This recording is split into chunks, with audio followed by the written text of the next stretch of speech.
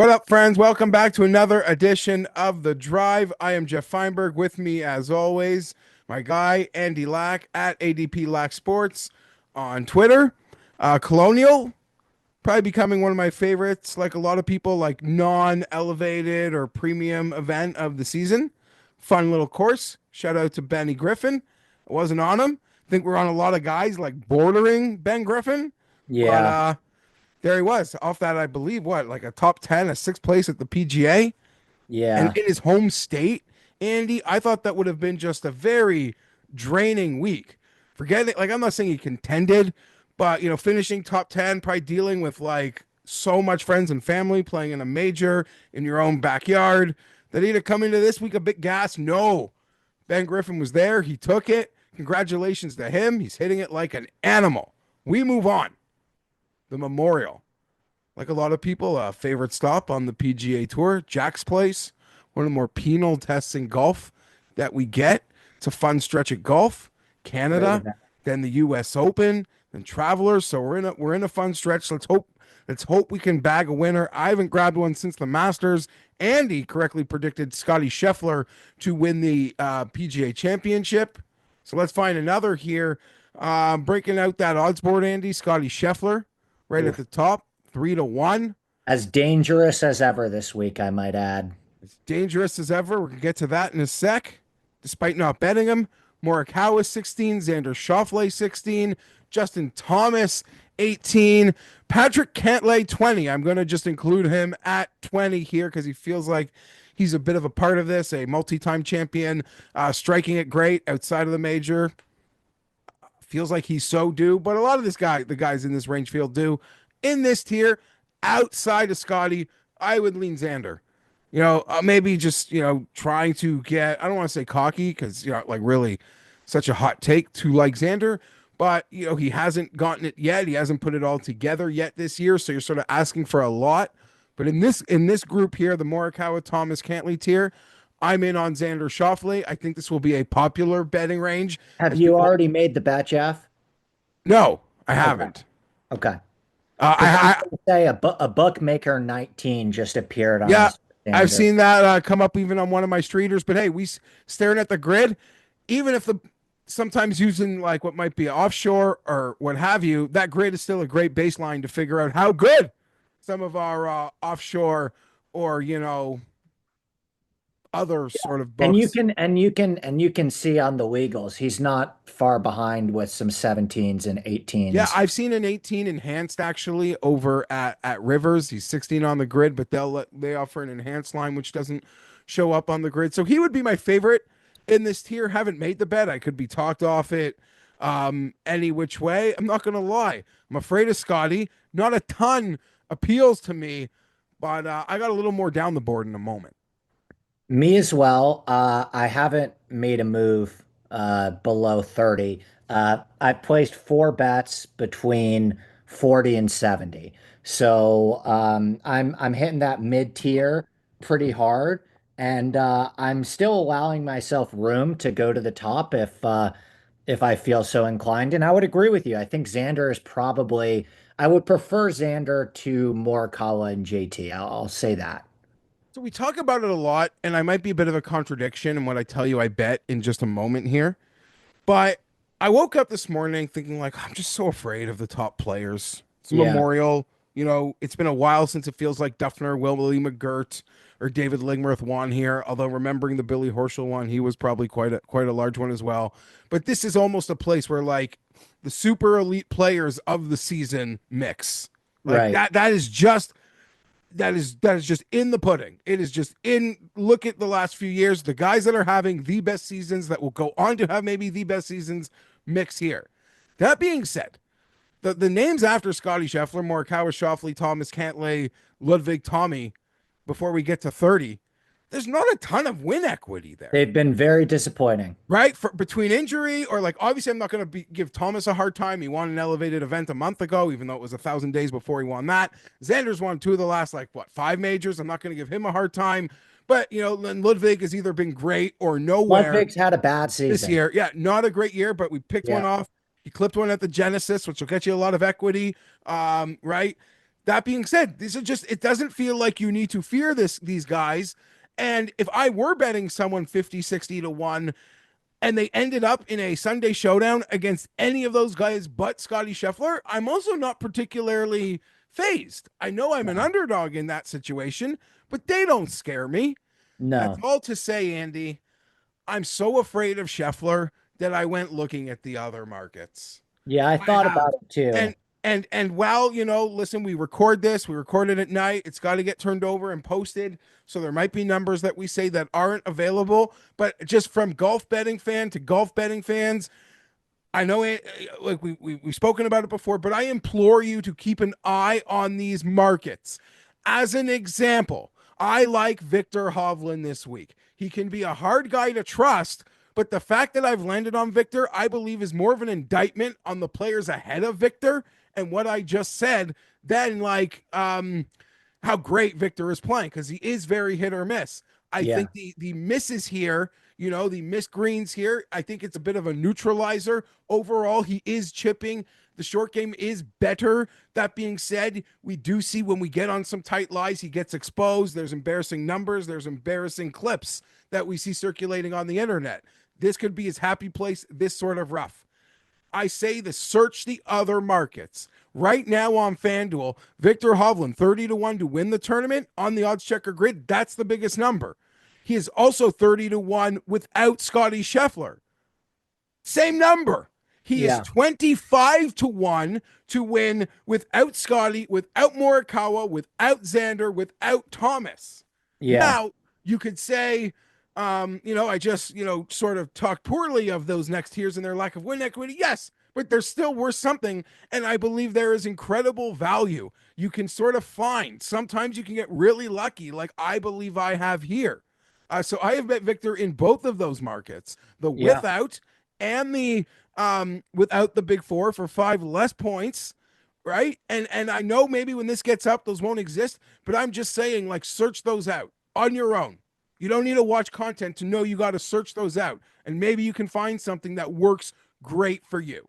Yeah, they are certainly begging you to bet Victor, and I would say the Norwegian duo in general. I mean, I don't know if you've caught in a piece of those big Ludwig 33, 40 numbers, but it seems like they are leading you towards Victor and Ludwig and leading you away from like Corey Connors and Siwoo Kim, Even which even Tommy which is like, Fleetwood, who I've seen like his number shorter than I yeah, thought, and yeah.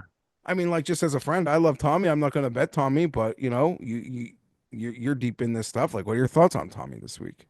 I liked Tommy quite a bit last week, and I like him quite a bit at Oakmont. He hasn't played great at this golf course. There's no reason why he shouldn't play great here. I mean, it emphasizes accuracy off the tee. He's been one of the best approach players on the PGA Tour this season. For whatever reason, he's gone 20th miscut here. I don't have a ton of interest in him this week. I feel like this week may be a touch of a letdown spot for him before a big US Open. So Andy's mentioned he's made 4 bets, all 40 to 1 and above. I assume maybe even in the different markets. He'll let us know in a second. I'll start it off. I've spoken a lot. I'll get out of here by saying I've also bet Tony Finau, Me Andy, as well. That's this one of week. mine. He is 50 to 1 on the odds checker grid to win this Yep. golf tournament. I bet him at FanDuel 40 to 1 without those 4 golfers that I Good mentioned. bet. Yeah. I felt the math. I'm no math Yeah. expert, but that math was mathing for me to Yeah. lose those 4, particularly Scotty, to give up those sort of points on, of all players, Tony Finau, who, is sometimes allergic to crossing a line Winning golf tournaments first. against And other that's great no, I love players. Finau. Yeah. I'm betting Finau, which shows I obviously believe in Finau. But again, another example of, it's a shorter number, but I think it is so fair relative to the all in price on Finau. If he wins and people bet him, they'll let me, and they've got their 50s. They'll give me my high five, even if I'm only sitting with a 40. I got no doubts about it. They won't kick me out of the winter party. So I'm in on that, Andy. I seem to have stolen a bit of your thunder. You can hard sell Finau and give us the rest of your card. Yeah, no worries at all, Jeff. Your Finau 40s are good here. I went a little bit more naked and bet a 55 to 1 on Finau. on Bookmaker today. I loved what I saw out of him at the PGA Championship. I mean, he really faltered down the stretch and ended up finishing T19, but he was T2 on the back nine. I mean, that result was not indicative of how well he played at that PGA Championship. I mean, he really got within 4 or 5 strokes of Scheffler on the back nine there and was one of the best players in the field all week. He gained over 5.5 strokes on approach. It appears the approach play for Finau is back. This is a great golf course for him. I love Tony Finau on long iron approach golf courses. I love Tony Finau on golf courses that mitigate putting. And that's exactly what Memorial is. This is the least intensive putting golf course on the PGA Tour. If there was ever a golf course that over exaggerates tee to green play and has been kind to players that may not be the best at gaining 3, 4, 5, 6 strokes putting. That is Muirfield Village to me in a nutshell, and that's why I think it's the perfect spot for Finau to get off the schneid. I bet him at 55 to 1 this week. I love it. Let's keep it rolling here. So I did Finau 55. I did Fitzpatrick 68 on the Ooh. old bookmaker. That was enough for me from what I saw out of Fitzpatrick at the PGA as well, where the approach came back. He's got two top 10 finishes in his last two starts at Muirfield Village.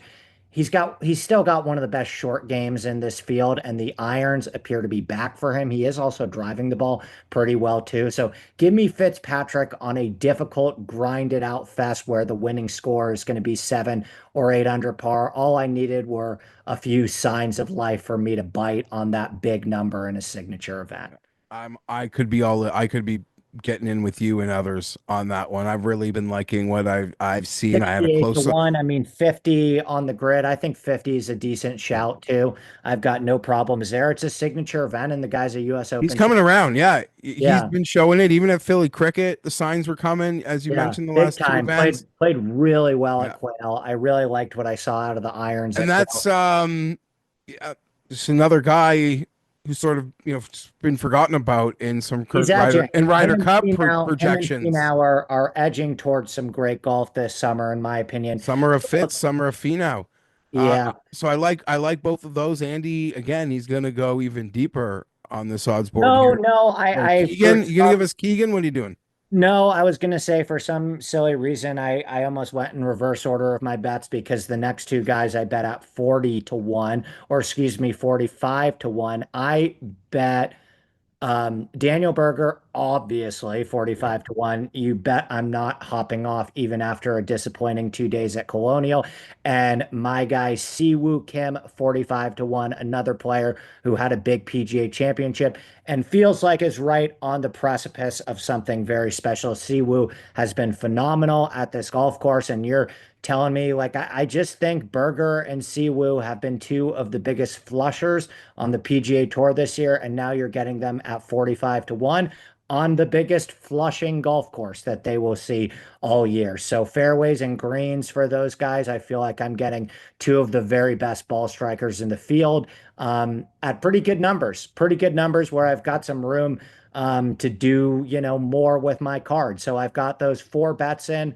Berger 45, Siwoo 45, Finau 55, Fitzpatrick 68.